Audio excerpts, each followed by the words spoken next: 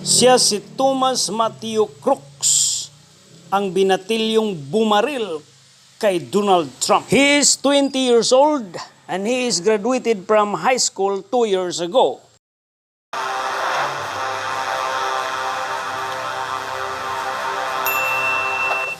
Thomas Crooks. The FBI has named 20-year-old Thomas Matthew Crooks as the subject involved. He graduated from high school 2 years ago. Crooks graduated from high school 2 years ago. He was awarded for his performance in maths and science. Some of his former classmates have spoken. They have described him as an outcast. A kid that was always alone. He was always bullied. Every day, he was just an outcast.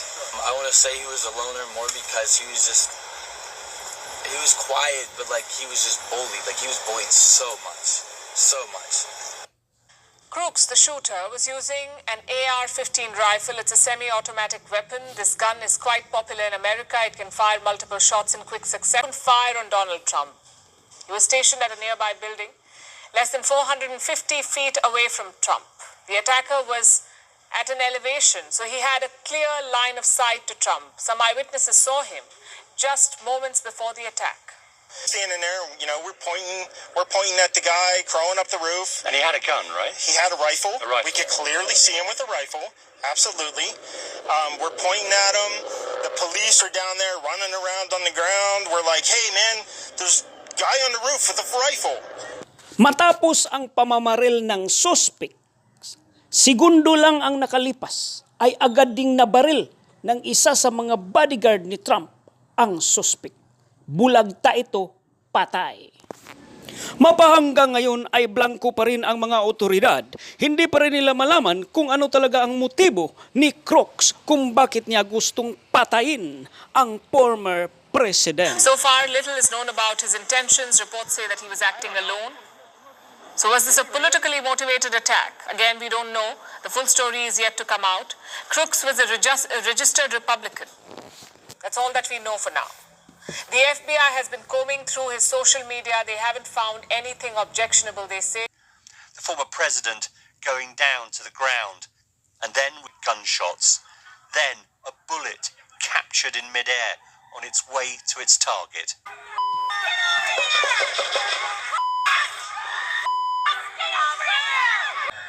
That's a little bit old, that chart. It was just a few minutes into Donald Trump's speech when a volley of shots rang out.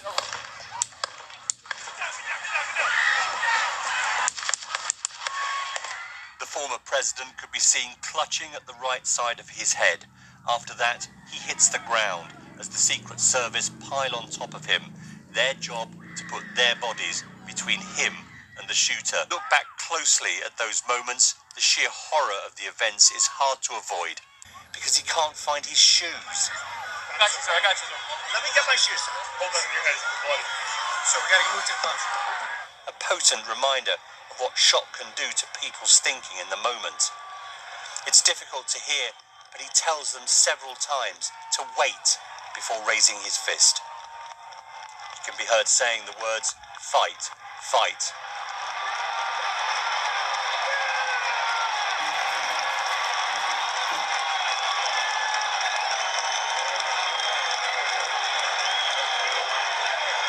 At least one spectator was killed and 2 more critically injured.